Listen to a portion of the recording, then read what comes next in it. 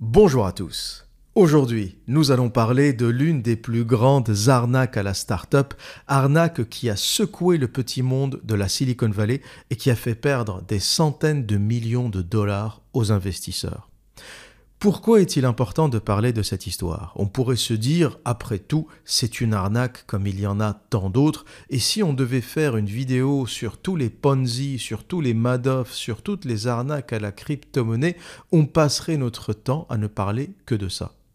Mais la particularité de cette histoire et aussi son intérêt, c'est qu'elle n'a été possible qu'en raison du féminisme institutionnel, du féminisme d'État et du Parti démocrate américain qui a fermé les yeux sur cette affaire, parce qu'au centre de cette histoire, il y avait avant tout une femme, Elizabeth Holmes. Et c'est de cela dont nous allons parler aujourd'hui. Cette histoire commence comme un conte de fées. Une success story comme seule la Silicon Valley sait en créer. Une jeune femme de 19 ans, Elizabeth Holmes, blonde, plutôt jolie, est sur le point de révolutionner le monde de la santé. Elle travaille sur un appareil qui pourrait réaliser des centaines d'analyses de sang avec seulement un petit prélèvement sanguin, prélèvement tellement minuscule que les patients pourraient le réaliser eux-mêmes.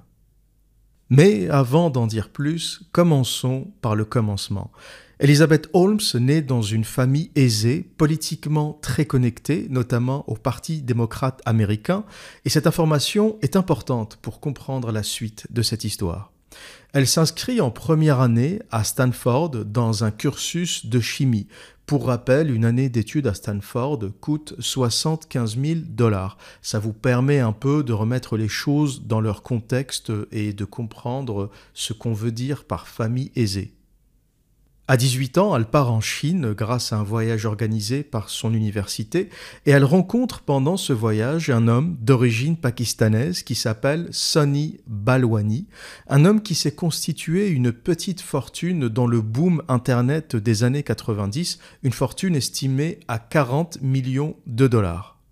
Sonny a 20 ans de plus qu'Elizabeth, mais ça n'a pas empêché la jeune femme de se rapprocher de lui. La raison est assez simple, il avait ce qu'elle voulait, il avait de l'argent, beaucoup d'argent, et à l'époque il devait déjà se passer quelque chose entre eux, quelque chose au sens romantique, au sens sexuel, mais ça on en parlera aussi dans la suite de cette histoire.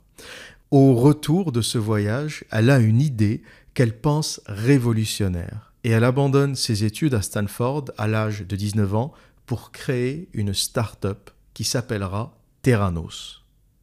En quoi consiste ce projet ? En quoi consiste son idée révolutionnaire ? Eh bien, pour le résumer simplement, elle a l'idée de créer une machine, un petit appareil qui pourrait réaliser toutes les batteries de tests sanguins possibles et imaginables. Un petit appareil qui fait 50 cm de long sur 30 cm de large sur 30 cm de haut, donc une petite boîte noire qui pourrait réaliser plus de 250 tests différents. Pour ceux qui ne réalisent pas un peu l'étendue de ce qu'elle essayait de faire, aujourd'hui dans le monde du test sanguin, les tests sont réalisés par plusieurs appareils, plusieurs machines qui ont des fonctions différentes. Les machines varient en taille, elles font parfois la taille d'une photocopieuse, parfois la taille d'un frigo. Et aussi, traditionnellement, on prélève une quantité de sang assez significative pour pouvoir réaliser plusieurs tests sanguins parce que les échantillons sont envoyés dans des tubes différents pour réaliser des tests différents. Et donc Theranos, avec sa machine qui s'appellera le Minilab, qui propose de réaliser dans une seule petite boîte plus de 250 tests, était sur le point, ou du moins sur le papier, de faire l'une des plus grandes inventions du XXIe siècle. Et cette idée commence à intéresser. Un de ses voisins investit 1 million de dollars dans son projet. C'est pour ça que je disais que sa famille était très bien connectée et c'est un élément important. Elle connaît des gens fortunés et de bouche à oreille, elle a réussi à attirer leur attention et à leur faire investir de l'argent dans sa boîte. C'est pas quelque chose que n'importe qui aurait pu le faire. Et le rôle de la famille d'Elizabeth Holmes est central dans ce processus de récolte des capitaux. Mais si elle arrive à duper quelques voisins, quelques amis de la famille, elle a du mal à attirer les vrais investisseurs du monde médical. Pourquoi ? Parce que les gens sérieux, les gens qui travaillent dans le monde de la chimie, de la biologie, de la médecine, qui connaissent les procédés de tests sanguins, d'analyse sanguine, savent très bien qu'il est impossible qu'une petite machine réalise tous ces tests. Pourquoi ? Eh bien, parce que pour les tests sanguins, il y a des batteries de tests qui consistent à envoyer un faisceau lumineux dans le prélèvement sanguin ou dans l'échantillon de sang. Il y a d'autres procédés qui nécessitent de mélanger le sang avec d'autres composants chimiques. D'autres procédés nécessitent des centrifugeuses. Et lorsqu'on connaît un peu le fonctionnement traditionnel de tous ces essais, on ne peut être que dubitatif face à la proposition d'Elizabeth Holmes. Et finalement, il n'y a que les geeks de la Silicon Valley, les informaticiens, les techniciens, qui n'ont pas connaissance des procédés médicaux, qui ne sont pas formés à la chimie et à la biologie, qui ont un peu mordu à l'hameçon. C'est vrai qu'il y a une culture dans la Silicon Valley, des jeunes millionnaires, des jeunes startups, des jeunes qui, à 20 ans, 21 ans, commencent à coder et développent des boîtes qui coûtent plus tard des milliards de dollars. Mais ce qui est possible dans le monde de l'informatique et du code n'est pas possible dans le monde de la médecine, de la biologie et de la chimie. Et ça, c'est quelque chose de très important à saisir parce que je pense que la Silicon Valley, je pense que le monde de la start-up a fait beaucoup de mal dans le monde traditionnel parce qu'elle a donné la fausse idée que tout le monde pouvait être millionnaire à 19 ans, à 20 ans, à 21 ans. Mais il faut comprendre que ce n'est pas possible dans le monde traditionnel. Pour faire un médecin, pour faire un biologiste, pour faire un chimiste compétent, un chimiste qui maîtrise ce qu'il fait, il faut 5 ans, 6 ans, 7 ans, parfois 10 ans. Il faut aller au bout des cursus universitaires, il faut aller au bout de la formation pour maîtriser vraiment le domaine. Ça, c'est la vie réelle. Et la Silicon Valley, quelque part, a déformé toute une génération, les milléniaux, en leur expliquant qu'ils pouvaient abandonner leurs études en prenant des exemples. Steve Jobs, Mark Zuckerberg, regardez un tel qui a réussi malgré le fait qu'il n'ait pas continué ses études. Et je suis certain qu'il y a plein de gamins qui ont abandonné leurs études en se disant « Mais regarde, je suis pas mieux que Steve Jobs, il a abandonné en première année ou en deuxième année. » Mais ce qu'il faut saisir, c'est que le monde de l'informatique, le monde du code, c'est un monde unique. C'est un truc qui fonctionne en vase clos. Et s'il est possible d'apprendre à coder à 16 ans, à 17 ans, en se formant sur Internet, en se formant tout seul, c'est quelque chose qu'on ne peut pas transposer au monde de la chimie, de la biologie, de la médecine et à toutes les autres disciplines, y compris à l'industrie. Quelqu'un comme Elon Musk, par exemple, c'est quelqu'un qui a fini ses études. C'est pas quelqu'un qui a quitté l'université à 21 ans. C'est quelqu'un qui allait au bout de son cursus d'ingénieur, qui s'est vraiment formé pendant plusieurs années pour être capable de comprendre ce qu'il faisait et de communiquer avec les ingénieurs de Tesla, avec les ingénieurs de SpaceX. Quand tu as fait un semestre de mathématiques et que tu es en face d'un ingénieur de SpaceX qui t'explique les futures trajectoires pour aller sur Mars, à un moment où tu as le niveau ou tu n'as pas le niveau. Quand tu as des ingénieurs de Tesla qui te parlent de technologie des matériaux et qui t'expliquent comment on va développer les futurs alliages, où tu as le niveau ou tu n'as pas le niveau. Tu peux pas faire 3 mois de chimie ou 3 mois d'ingénierie et comprendre ce qui se passe. Et je pense qu'il est important de réintroduire de l'information, de la vraie information, parce que la Silicon Valley a fait beaucoup de désinformation, a fait beaucoup de mal, beaucoup de dégâts chez les jeunes qui pensent que dans toutes les disciplines, on peut abandonner ses études, aller faire le con et devenir millionnaire. Mais ça ne marche pas. Ça ne marche pas. Ça arrive dans la Silicon Valley, dans un domaine très particulier qui est celui du code, celui de l'informatique, où il est possible éventuellement de se former tout seul. Il est possible de faire 5 ans de code. Si tu commences à coder à 15 ans, eh bien à 20 ans, ça fait déjà 5 ans que tu codes et tu peux avoir quasiment le niveau d'un ingénieur. C'est possible en informatique, mais c'est pas possible dans tous les domaines. Et voilà pourquoi tous les informaticiens, tous les geeks, tout le microcosme de la Silicon Valley a mordu à l'hameçon, a mordu à l'histoire de Elizabeth Holmes qui abandonne les études à 19 ans et qui est sur le point de créer une machine révolutionnaire. Mais tous les gens un peu sérieux, tous les investisseurs du monde médical, du monde de la biologie, n'ont pas mis un seul centime dans son affaire. Parce que, quelque part, quand tu maîtrises un peu le domaine, tu sais très bien que ce n'est pas possible. Quand tu as travaillé dans un laboratoire d'analyse de sang et quand tu connais la quantité des machines et la batterie des tests à réaliser, tu comprends très bien qu'une petite machine mini-lab de Theranos ne peut pas réaliser 250 tests. C'est techniquement impossible. L'un des autres problèmes techniques qu'a rencontré Theranos, c'est que la taille de la machine, qui est relativement petite, génère de la surchauffe entre les différents composants électroniques qui sont trop rapprochés en raison de la taille de la boîte, et cette surchauffe altère, modifie les échantillons sanguins et fausse les résultats. Autre défaut majeur de cette machine, c'est qu'elle fonctionne sur la base d'une petite cartouche dans laquelle on met des échantillons de sang. Le problème, c'est que les échantillons de sang prélevés étaient tellement minimes, tellement petits, qu'il fallait les diluer pour pouvoir ensuite faire plusieurs tests. Et donc, à partir du moment qu'on dilue le sang, on fausse complètement les résultats. Et donc, sur le papier, dès qu'on est un peu sérieux, ce projet était voué à l'échec. Mais pourtant, personne n'a osé arrêter Theranos et cette arnaque a continué pendant plusieurs années. Theranos continue à recevoir de l'argent de ses investisseurs de la Silicon Valley. Avec cet argent, elle embauche des ingénieurs de talent, des ingénieurs, des chimistes qui, eux, savent ce qu'ils font.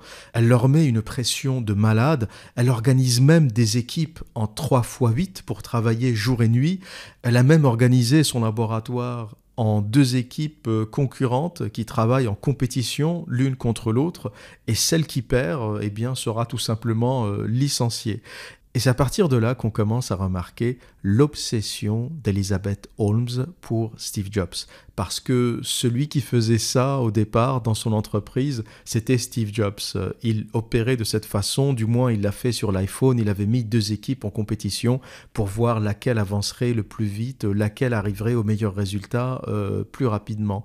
Mais son obsession va beaucoup plus loin, elle mime sa gestuelle, elle porte le même col roulé que lui, le fameux col roulé noir de Steve Jobs, elle se met en scène à la façon Steve Jobs. Et c'est là qu'on réalise que Elizabeth Holmes, c'est pas uniquement un chercheur naïf qui a l'espoir avec une start-up de réussir à développer une machine révolutionnaire, mais c'est un profil de sociopathe, un profil de manipulateur, un profil de menteur, le profil d'une femme qui savait très bien ce qu'elle faisait, qui savait très bien que son innovation n'irait nulle part, parce que techniquement infaisable, tout simplement. Mais elle était allée trop loin dans le mensonge, elle avait récolté trop d'argent, elle a engagé trop de monde, et il était quasi impossible, à partir de ce point-là, de faire marche arrière.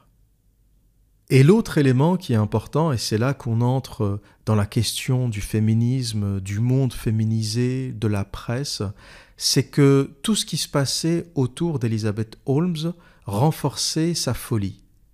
C'est-à-dire que elle qui s'imaginait, qui se rêvait, qui se fantasmait en prochain Steve Jobs, le Steve Jobs féminin, voyait des titres dans la presse, des couvertures qui titraient le prochain Steve Jobs avec sa photo. C'est-à-dire qu'on a 2 éléments dans cette histoire.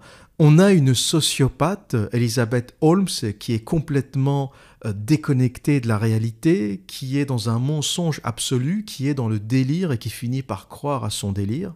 Et on a un environnement, l'environnement de la Silicon Valley, l'environnement de la start-up, qui la soutient dans sa folie, qui la suit dans sa folie, et qui participe même à sa promotion. Parce que une fois que la presse a commencé à publier sa photo, à placarder sa photo partout avec les gros titres « Le prochain Steve Jobs », eh bien, la machine s'est emballée. Ceux qui ne la connaissaient pas ont commencé à la connaître. Ceux qui étaient dubitatifs ont commencé à investir en se disant peut-être que je vais rater le prochain Amazon ou le prochain Facebook ou le prochain Google. C'est un peu ce qui s'est établi ou ce qui s'est un peu installé depuis la révolution technologique.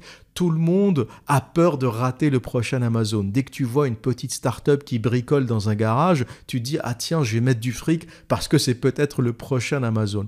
Et voilà un peu le contexte, l'ambiance dans laquelle Theranos est né, une ambiance d'hystérie collective complète avec un soutien total de la presse qui n'a jamais remis en question, du moins au début, la possibilité de cette machine, du Minilab et de ses exploits techniques. Ensuite, le vrai problème commence à se poser pour Elisabeth, parce que on a parlé d'elle, on a fait sa promo, tout le monde quasiment, pas uniquement dans la Silicon Valley, mais un peu partout aux États-Unis, sait qu'elle est sur le point de créer une machine révolutionnaire, sauf que maintenant on commence à lui demander des résultats. Des gens qui ont mis de l'argent dans Theranos, dans le Minilab, commencent à dire oui, mais qu'est-ce que ça donne? Est-ce qu'on a analysé des échantillons de sang?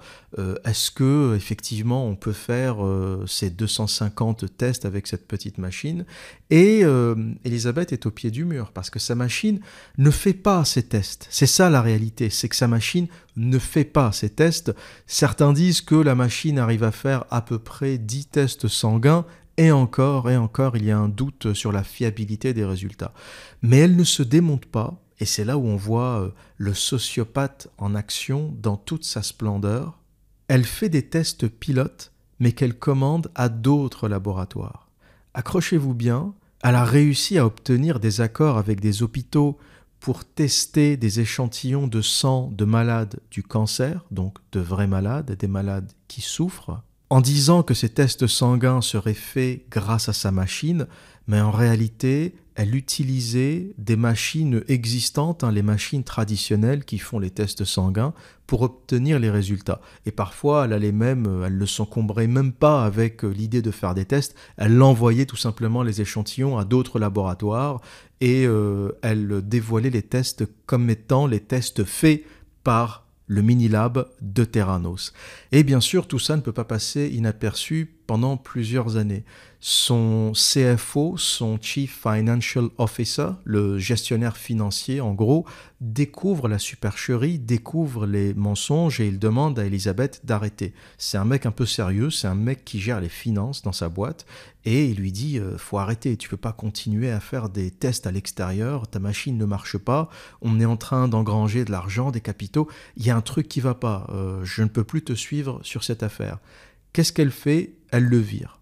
Elle le licencie et pendant 10 ans, Theranos a fonctionné sans gestionnaire financier. Et c'est un peu la façon de procéder d'Elizabeth Holmes, c'est qu'elle a réussi à virer, à dégager, à licencier tous les sceptiques, tous ceux qui avaient un peu le doute. Et c'est probablement pour ça qu'elle a duré aussi longtemps, c'est qu'elle n'a laissé aucun espace pour que le doute puisse grandir au sein de son entreprise. Et pour faire simple, où tu baisses la tête et tu travailles en sachant que c'est de la merde, mais t'es payé et c'est pas ton problème, et finalement c'est ça le type de salarié qu'elle arrivait à garder, ou t'es un sceptique, t'as des questionnements sur ce qu'elle est en train de faire, et tu dégages. Et elle a purgé son entreprise de tous les gens un peu sceptiques, de tous ceux qui posaient un peu trop de problèmes. Et pendant ce temps-là, le mythe autour d'Elizabeth Holmes continue, la machine s'emballe, elle continue à développer son obsession pour Steve Jobs, elle organise des réunions marketing le mercredi, le même jour que Steve Jobs, avec la même entreprise de marketing utilisée par Steve Jobs. Elle embauche même des salariés, d'anciens salariés de Apple. Elle embauche Avi Tavania, qui était le vice-président de la section software, de la section logiciel chez Apple. Et c'est aussi la particularité de Theranos, c'est que c'est censé être une boîte médicale, une boîte du monde de la biologie, et elle n'embauche que des gens du monde non médical. C'est-à-dire que le conseil d'administration, c'était des anciens de chez Apple, c'était des politiciens, il y avait même des militaires. Et c'est là aussi où on voit le profil sociopathe d'Elizabeth Holmes qui sait très bien comment doit fonctionner cette boîte si elle veut continuer. Elle sait très bien que si elle veut que la musique continue, il ne faut pas embaucher de médecins, de chimistes, de biologistes, parce que c'est des gens qui vont comprendre la supercherie. Donc, elle a embauché des gens qui ne sont que d'un monde extérieur, que du monde de la tech, du monde de la technologie, du monde de l'investissement, pour pouvoir continuer sa supercherie le plus longtemps possible. Et le conseil d'administration est constitué d'anciens de chez Apple, des politiciens comme Henry Kissinger, qui est l'ancien conseiller à la sécurité nationale du gouvernement Nixon, des militaires, le futur secrétaire à la défense Jim Madog Mattis. Et donc, c'est un conseil d'administration constitué de gens qui ne comprennent rien à la chose. Et c'est là où on voit la puissance d'Elizabeth Holmes en termes de manipulation.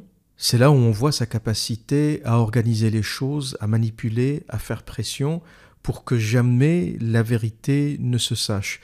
Et beaucoup ont décrit son profil comme un profil de sociopathe, un sociopathe de très haut niveau, de haute voltige. Et pour ceux qui ne savent pas ce qu'est un sociopathe, à ne pas confondre avec un psychopathe, il y a une petite subtilité. Le sociopathe, c'est quelqu'un qui a une incapacité à comprendre ce que ressentent les autres. Pour le dire simplement, il manque d'empathie. Il a une incapacité à ressentir les émotions humaines, autant à l'égard des autres qu'à leur propre égard. Les sociopathes sont de très bons menteurs parce qu'ils arrivent à mentir sans exprimer aucune émotion. Les sociopathes n'arrivent pas à lire l'émotion des autres, les sociopathes n'arrivent pas à comprendre la peur, la souffrance, les inquiétudes des autres. C'est pour ça qu'un sociopathe va réussir à licencier quelqu'un sans aucune émotion, sans aucune empathie. À ne pas confondre avec la psychopathie qui est quelque part un trouble du comportement, un trouble de la personnalité, un désordre émotionnel, un comportement antisocial, instable, une incapacité à se contrôler. Quelque part, le psychopathe n'est pas un très bon menteur. Le psychopathe est complètement instable. C'est pas quelqu'un qui va arriver à organiser une entreprise, à être stable dans sa tête, à mentir froidement. Donc, quelque part, le psychopathe, on l'identifie très rapidement et dans ce sens, il est moins dangereux ou du moins, on arrive à le lire très vite et à le neutraliser ou à l'éviter. Alors que le sociopathe, extérieurement, n'a rien de quelqu'un d'instable. Lorsqu'on regarde Elizabeth Holmes, sa tenue, sa façon de parler, sa gestuelle, tout est contrôlé, tout est maîtrisé. Elle a une extrême aisance dans les soirées mondaines, elle est invitée à Washington, elle rencontre le président des États-Unis, elle rencontre Obama, sa communication est limpide, même si techniquement les gens comprennent qu'elle raconte de la merde parce qu'elle n'est pas formée, elle n'a jamais fini ses études de chimie, mais en tout cas, il n'y a rien extérieurement qui te ferait penser à une folle qui ne sait pas gérer ses affaires.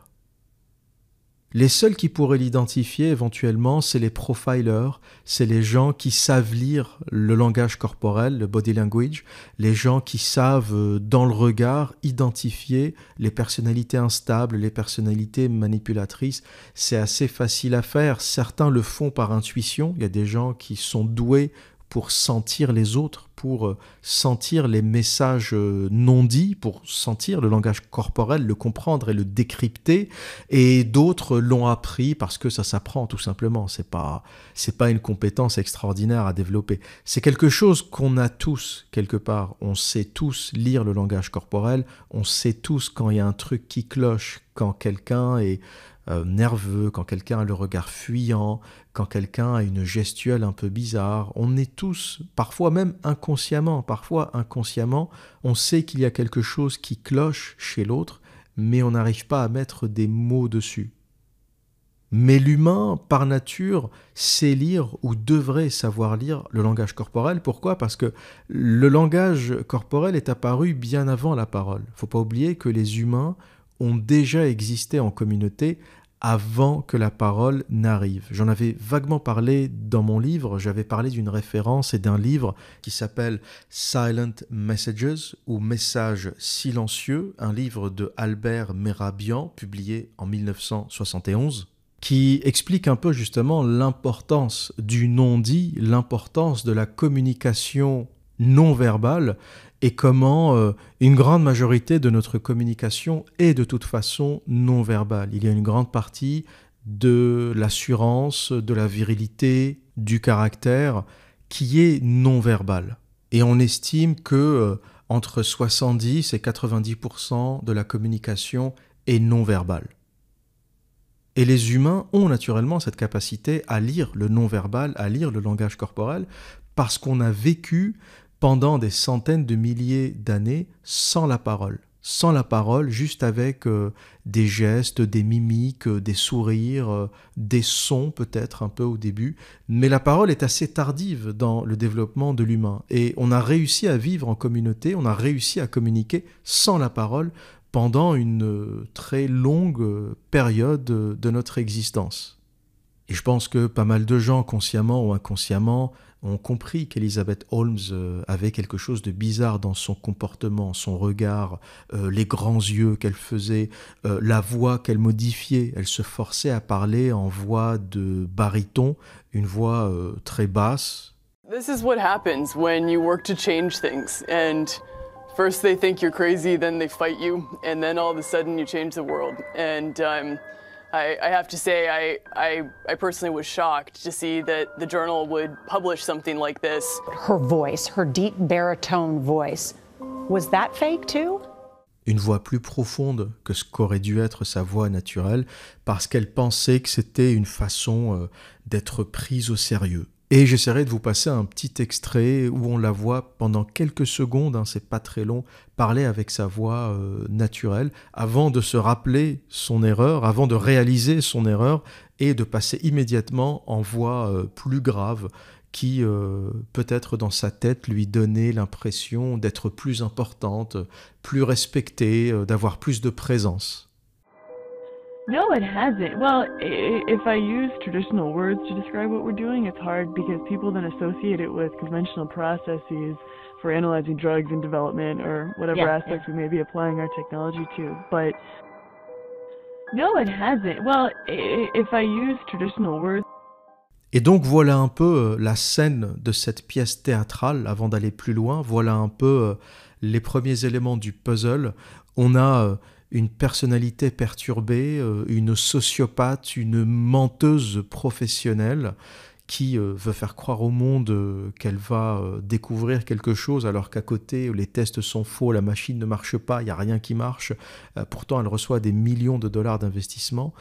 On a d'un autre côté tout un monde médiatique, le monde journalistique, le monde de la start-up qui fait monter tout ça en mayonnaise. Et ça ne s'arrête pas là parce qu'il y a le monde politique qui vient se greffer à cette histoire. Elle se fait inviter par les Clinton, elle se fait inviter par Obama. Biden visite son laboratoire et vous remarquerez qu'on est toujours chez les démocrates. Elle a choisi son camp, elle est issue du monde démocrate, sa famille est très bien connectée aux démocrates. Elizabeth Holmes met plusieurs millions de dollars dans la campagne électorale d'Hillary Clinton en 2016, campagne qu'elle finira par perdre. Elle fait des entretiens télévisés avec Bill Clinton. Obama la nomme ambassadrice des États-Unis pour l'entrepreneuriat mondial.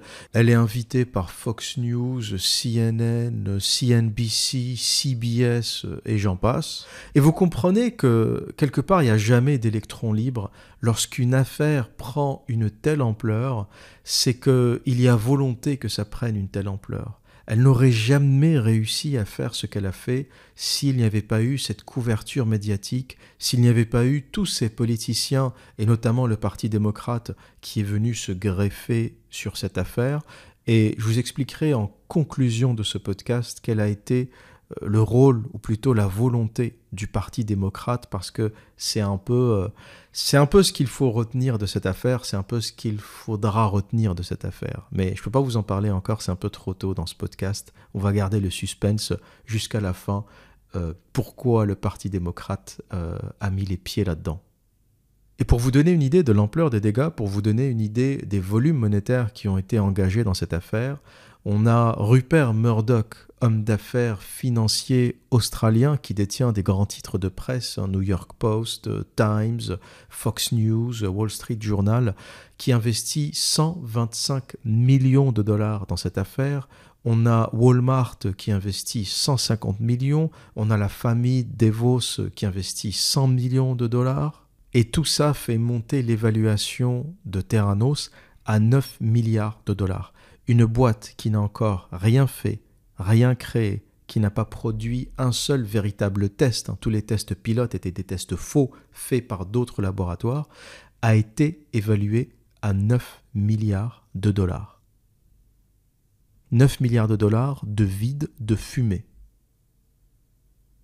Et en 2009, Sonny revient sur le devant de la scène. Sonny, son ami pakistanais qu'elle avait rencontré en Chine, vient rejoindre Theranos, celui qui était resté un peu en arrière-plan, qui ne s'était pas trop mêlé de cette affaire et qui était devenu l'amant d'Elisabeth, est venu à son secours parce que ça commençait un peu à tourner au vinaigre. Il commençait à y avoir de plus en plus de révoltes internes au sein de la boîte, de salariés qui commençaient un peu à ne plus en pouvoir de cette situation, travailler sur quelque chose qui ne marche pas, ou lorsque ton CEO te demande de faire des tests qui ne marchent pas, à un moment, la révolte est légitime, même si tu as besoin d'argent, même si tu es bien payé, même si on te paye pour te taire, c'est humain, quelque part, quand tu as un minimum d'éthique, tu ne supportes pas le mensonge sur le très très long terme.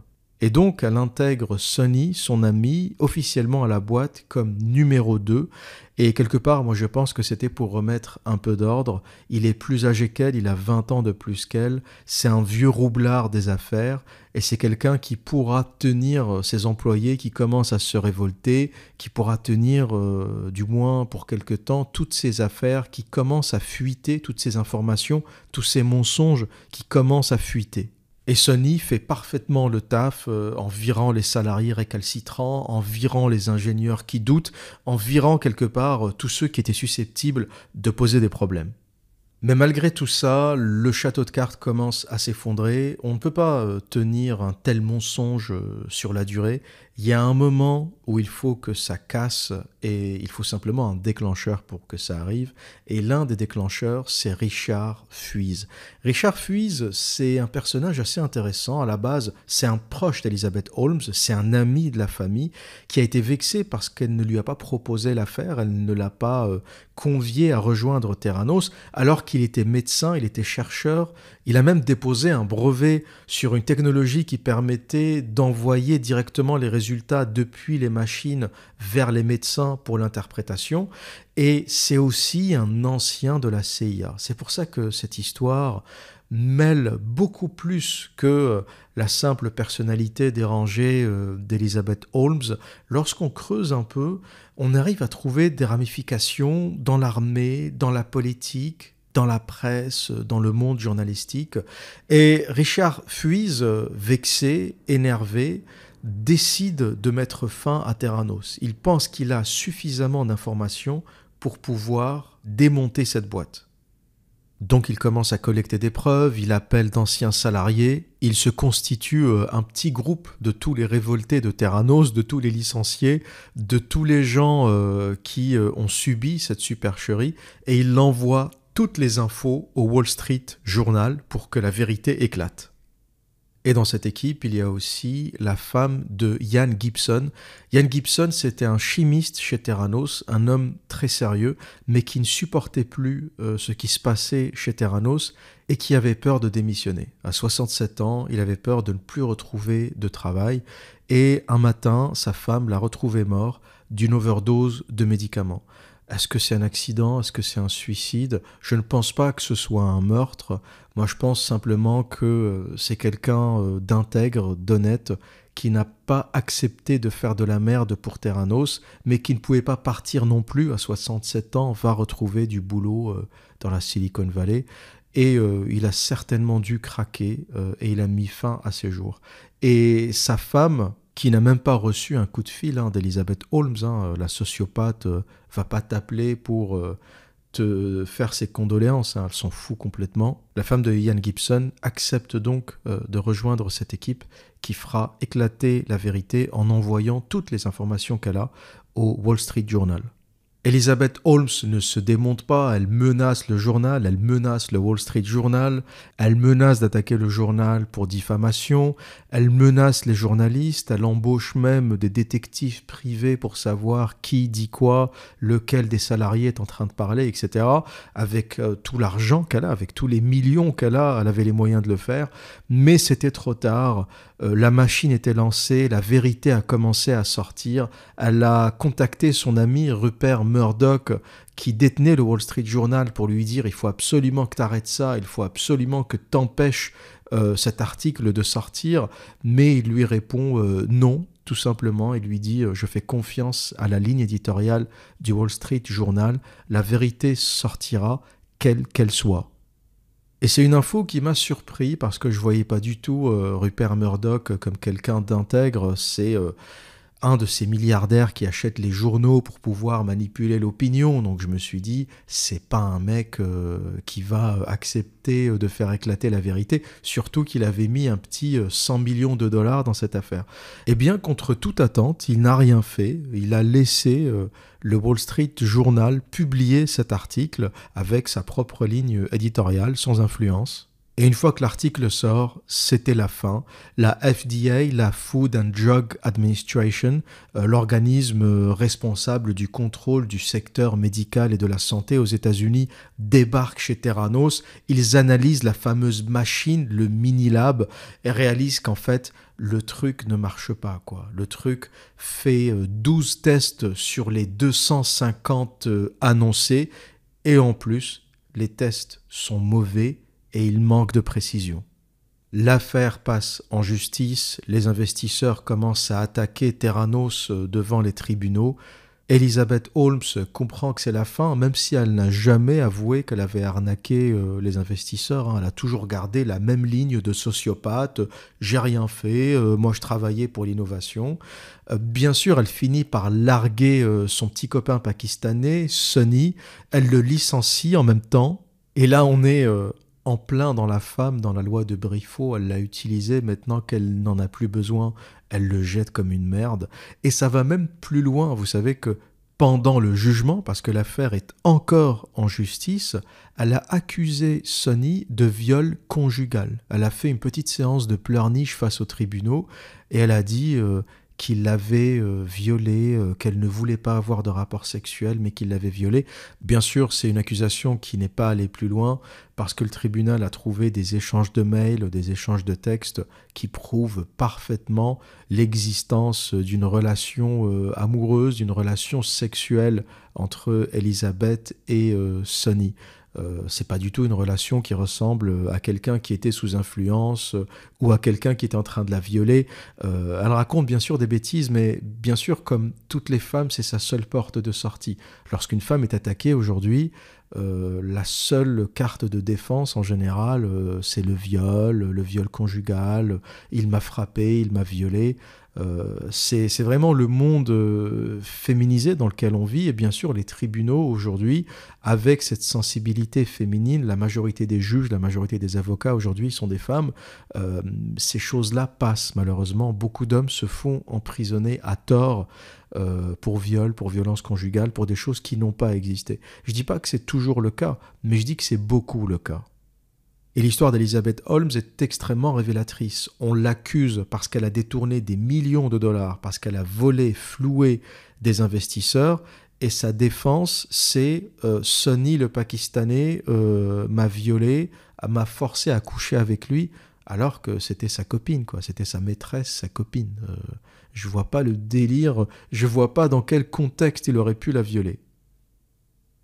Elizabeth Holmes a été condamnée pour 4 chefs d'accusation, dont fraude à l'investissement, et elle risque 20 ans de prison. La sentence finale n'est pas encore tombée parce que le jugement est toujours en cours. On ne sait pas si elle fera les 20 ans ou si elle fera un peu moins. Surtout qu'entre-temps, elle a eu un enfant Elle a refait sa vie, elle a un nouveau copain, elle est même mariée, et on pourrait se demander est-ce qu'elle a eu un enfant justement pour essayer d'atténuer sa peine de prison? Est-ce qu'elle n'a pas fait un enfant sociopathe comme elle est? Ça fait certainement partie du calcul. Un tribunal face à une mère va se dire bon, elle va pas faire les 20 ans, elle va faire les 10 ans.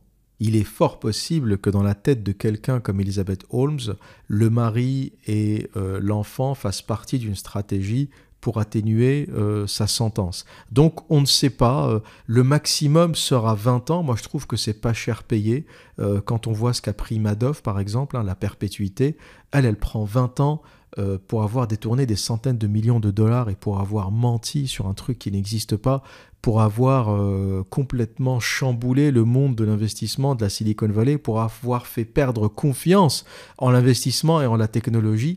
Moi, je trouve que 20 ans, c'est pas cher payé. C'est vraiment pas cher payé. Et normalement, les 4 chefs d'accusation auraient dû s'accumuler en 4 fois 20, 80 ans. Elle aurait dû prendre la perpétuité pour une arnaque pareille. Mais bon, là encore une fois, c'est une femme. La sentence ne peut pas être égale à celle d'un homme dans une société féminisée vouée au culte de la femme. Et maintenant, parlons de la conclusion. Parce que le tout, c'est pas de raconter des histoires, même si elles sont intéressantes, mais d'arriver à en tirer une philosophie, un raisonnement, d'en comprendre la substance. Qu'est-ce que nous raconte cette histoire? Que nous raconte cette histoire sur notre monde, sur notre civilisation? Eh bien moi, j'arrive à extraire 2 choses de cette histoire.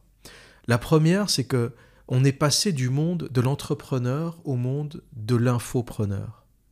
Aujourd'hui, les gens qui réussissent, qui ramassent de l'argent, qui réussissent à obtenir des investissements, c'est pas les meilleurs, c'est pas les plus doués, mais c'est ceux qui font le plus de bruit, ceux qui se font publier dans la presse, ceux qui se font publier sur les réseaux sociaux. Parce que ce qu'il faut comprendre, c'est que alors qu'il y a plein de laboratoires qui galèrent, il y a plein de biologistes, de scientifiques qui travaillent sur des choses incroyables, sur des choses révolutionnaires, sur des technologies qui pourront sauver des vies, des recherches sur le cancer, des recherches sur les cellules souches qui redonnent la motricité à des gens victimes d'accidents, des recherches sérieuses, et tous ces gens-là n'arrivent pas à trouver de financement, ils galèrent pour trouver des financements, et on a une infopreneur qui crée une machine ou qui nous promet une machine basée sur du vent, une technologie qui ne marche pas, agrémentée de mensonges, de faux tests, des tests qui sont faits dans d'autres laboratoires, qui arrive à ramasser 600 millions de dollars et à se faire évaluer ou à faire évaluer son entreprise à 9 milliards de dollars. Et voilà pourquoi ces gens-là sont destructeurs, et c'est pour ça que je disais que ces gens-là, ou qu'Elizabeth Holmes aurait dû prendre perpétuité, parce que ce qu'elle a fait, c'est pas uniquement une arnaque qui a fait perdre de l'argent à des investisseurs, c'est une arnaque qui a détruit le monde scientifique, qui a détruit l'espoir en la recherche, qui a capté de l'argent, qui a capté des fonds qui auraient dû aller dans la recherche contre le cancer, dans la recherche pour le développement des cellules souches, dans plein de secteurs de recherche qui ont besoin d'argent, qui ont besoin de financement, et cet argent a été canalisé dans du vent, a été canalisé dans un truc qui a été médiatisé, qui a été gonflé, qui a été intégralement créé par les médias. Et c'est ça le monde dans lequel on vit. On est passé du monde des vrais entrepreneurs, des vrais créateurs de richesses, des vrais innovateurs, au monde des infopreneurs, des gens qui sont très doués en communication, qui sont très doués en manipulation, qui arrivent à faire croire à des gains illimités. C'est ce qu'on voit aussi dans le monde de la crypto, hein. Tout le monde rêve de faire fois 1000 Inch'Allah, alors qu'il y a très très peu de projets de crypto qui tiennent la route, hein. J'ai envie de dire que tout le monde de la crypto, c'est des shitcoins. Après, il y a des shitcoins qui valent rien, des shitcoins qui ont une valeur utilitaire et qui peuvent ou qui pourront peut-être un jour servir à quelque chose, mais pour résumer, on est dans le monde du shitcoin. Pour moi, même le bitcoin, c'est un shitcoin. C'est juste un shitcoin qui a marché. C'est un shitcoin qui est valorisé à 43 000 ou 42 000 dollars au moment où je parle. Il va peut-être monter, il va peut-être descendre. Mais voilà le monde dans lequel on vit. Le monde du vide. Le monde de l'infoprenariat. créer de la valeur par l'information et la communication plutôt que de créer de la valeur par l'innovation, par la création, par l'invention. Ça, c'est la première leçon que nous apprend cette histoire. La deuxième leçon, et c'est même la plus importante, c'est la puissance des lobbies féministes, c'est la puissance de la société féminisée qui a poussé pour que cette femme arrive à devenir le futur Steve Jobs. Parce que quelque part, c'était ça l'espoir derrière, c'était ça l'espoir du Parti démocrate. Faut pas oublier que le Parti démocrate est derrière le mouvement woke, les Black Lives Matter, l'égalitarisme, la guerre horizontale, la guerre raciale, toute cette panoplie de faux problèmes sociétaux à ne pas confondre avec des problèmes de société, ne pas confondre la société et le sociétal. Des vrais problèmes de société, c'est la pauvreté, c'est l'illettrisme, c'est le manque d'éducation, ça c'est des vrais problèmes de société. Le sociétal, c'est l'égalité homme-femme, c'est les Black Lives Matter, c'est le mouvement woke, c'est la question de la sexualité, des binaires, des non-binaires, des LGBT. On a réussi à nous faire croire que tout ça c'était des problèmes alors qu'en réalité c'est de faux problèmes, ça n'a jamais été un problème. La question des gays, des homos n'a jamais été un problème. J'en discutais d'ailleurs avec un collègue à moi qui est homo, ça remonte il y a très longtemps, et il me disait mais les homosexuels n'ont jamais voulu parader sur des chars, ça n'a jamais été la question. Il y a toujours eu des homos, il y en aura toujours, et il me dit en général chez les homos, l'idée c'était de rester un peu discret, c'était de vivre sa sexualité en toute tranquillité. Il me dit c'est déjà pas facile d'être homo vis-à-vis de la famille. En plus, lui, son père était militaire, donc t'imagines un peu l'ambiance à la maison.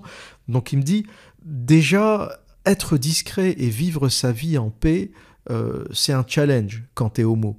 Alors l'histoire de monter sur un char avec une plume dans le cul et 100 000 personnes qui te regardent, c'est vraiment le dernier des soucis de la communauté, si on peut parler de communauté. Donc même au sein de la communauté gay, il y a des gens qui ne comprennent pas toutes ces histoires d'égalitarisme absolu, de gay pride, de chars, de LGBT à outrance, de LGBT exubérants, de drapeaux qui s'affichent partout, de passages cloutés qu'on peint au drapeau LGBT. Si vous voulez, l'homosexualité, ça existe depuis que le monde est monde. On n'a jamais peint des bâtiments en couleur arc-en-ciel.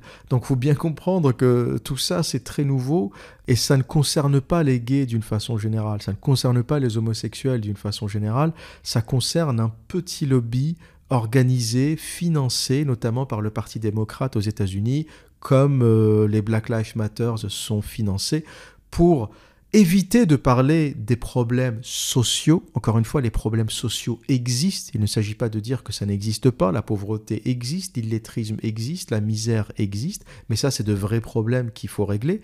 Mais quelque part, les problèmes sociétaux, le sociétal a effacé les vrais problèmes.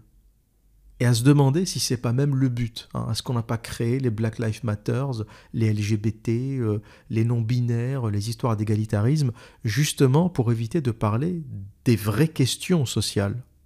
Et donc il y avait une volonté derrière Elizabeth Holmes qui n'aurait jamais pu faire ça toute seule. Elle n'aurait jamais atteint ce niveau de célébrité s'il n'y avait pas des revues, des magazines qui ont titré le prochain Steve Jobs. Admettons, je ne connais pas cette nénette, je vois un magazine dans la rue, je passe devant un marchand de journaux et je vois sa tête avec marqué le prochain Steve Jobs. Peut-être que je me serais aussi fait avoir. Admettons, je ne m'y connais pas dans le domaine médical, je ne m'y connais pas en biologie, on me dit il y a une gonzesse qui est en train de travailler sur une petite machine qui va faire 250 tests de sang avec juste une petite goutte. Je me dis mais pourquoi pas ? Pourquoi pas ? C'est génial. Biden, qui était vice-président à l'époque, qui visite le laboratoire Theranos, et vous savez ce que dit Biden à l'époque ? Il dit c'est génial, c'est incroyable, c'est le laboratoire du futur. Et donc dans le monde démocrate, à l'époque les démocrates étaient au pouvoir, c'était avant l'élection de Trump, tout ça c'était avant 2016, dans ce monde il y avait vraiment la volonté de pousser cette femme pour enfin avoir une femme qui a fait quelque chose à la Silicon Valley. Parce que la réalité du monde c'est que les femmes ne font pas d'innovation. C'est comme ça. Je dis pas que c'est bien ou que c'est pas bien, je dis que c'est comme ça. Il n'y a pas d'équivalent de Poincaré chez les femmes, il n'y a pas d'équivalent de Newton, il n'y a pas d'équivalent de Nikola Tesla, il n'y a pas d'équivalent de Beethoven, il n'y a pas d'équivalent de Steve Jobs, et il n'y en aura jamais. Pourquoi ? Parce que les femmes ne s'intéressent pas à ça. C'est même pas une question d'intelligence. Il y a des femmes intelligentes, il y a des femmes qui ont 120, 130, 140 de QI. C'est pas une question d'intelligence pure.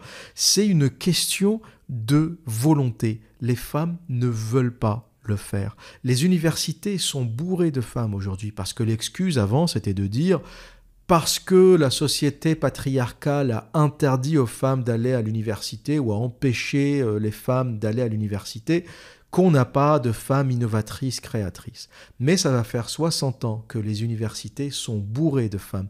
Il y a plus de femmes aujourd'hui dans les universités que d'hommes. Dans certaines universités, on est à 54% de femmes pour 46% d'hommes.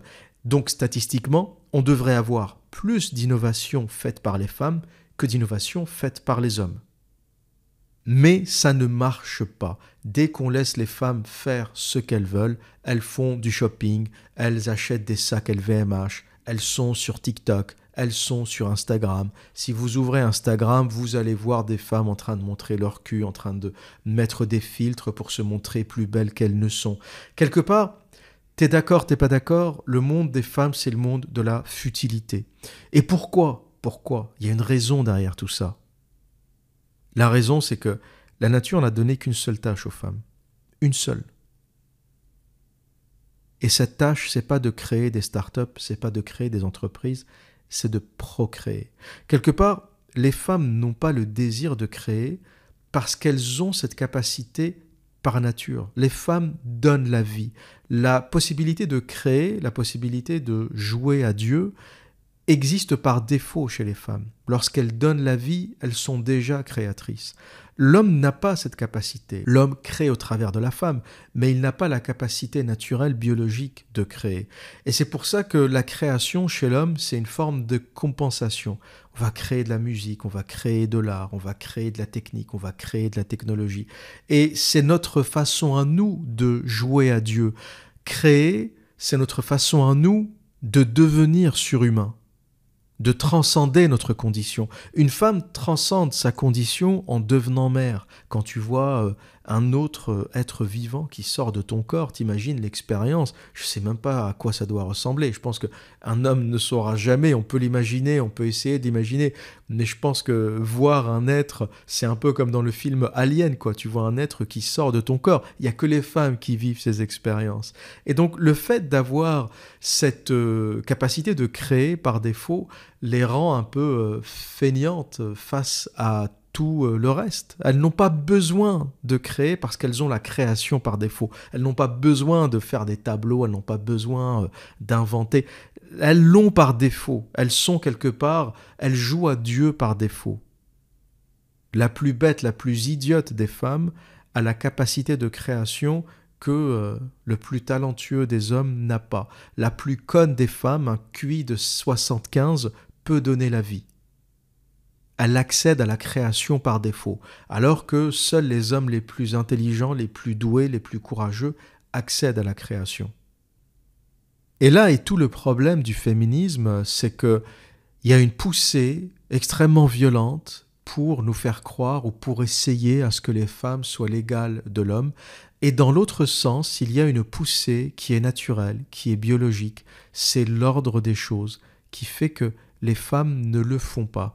On les met à l'université, on leur apprend les mathématiques. Certaines universités australiennes ont baissé les critères d'accès dans les universités, dans les facultés de mathématiques, de physique, pour pouvoir admettre plus de femmes, et les femmes n'y vont pas. Plus on les met à l'université, plus elles vont sur Instagram. Plus on les éduque, plus elles vont sur TikTok.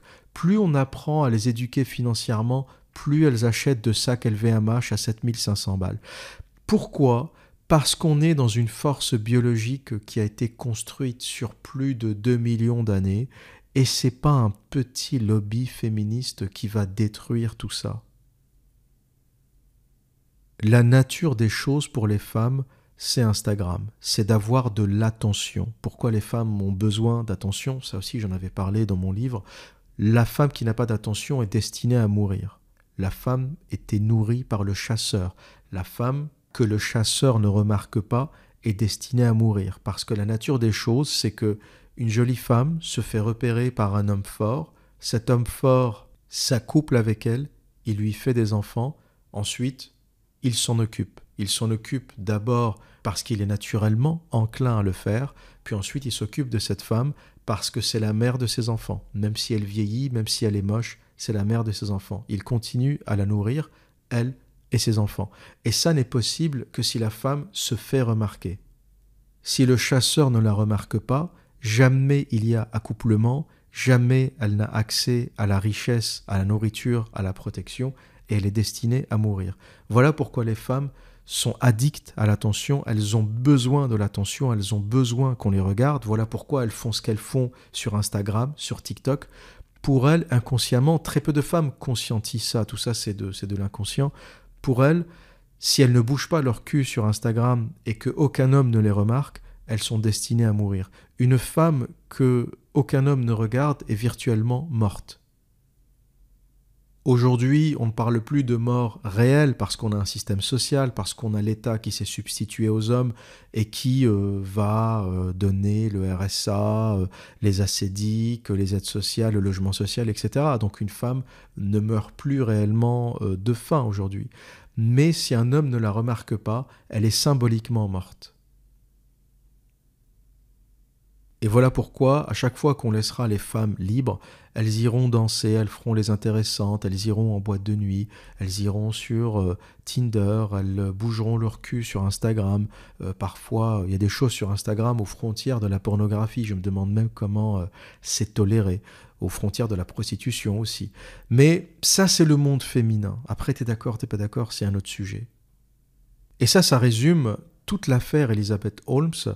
C'est qu'on a un monde féminisé, un système féminisé, et encore plus lorsque le Parti démocrate est au pouvoir, qui a poussé avec l'espoir qu'enfin une femme deviendra le prochain Steve Jobs. Sauf que pour être Steve Jobs, il faut être un homme, parce que la créativité, la recherche du divin, la volonté de transcender sa condition, c'est une problématique masculine. C'est une problématique de l'homme. C'est pour ça que Steve Jobs ne peut pas être une femme. Cette envie de transcender sa condition terrestre, cette envie de créer pour communiquer avec le divin, c'est une condition masculine qui vient du fait que nous n'avons pas la création par défaut, contrairement aux femmes. L'homme est le créateur et la femme, quelque part, est sa photocopieuse. La femme, c'est la photocopie à gènes, c'est la photocopie qui copie nos gènes, qui les fait perpétrer dans le temps, de génération en génération, et en copiant nos gènes, en les empêchant de mourir, en les perpétrant incessamment pendant des centaines de milliers d'années, pendant des millions d'années, la femme devient notre porte vers l'immortalité. Voilà ce que j'avais à dire pour aujourd'hui. Et que dire d'autre ? Eh bien, comme à mon habitude, prenez soin de vous et à très bientôt.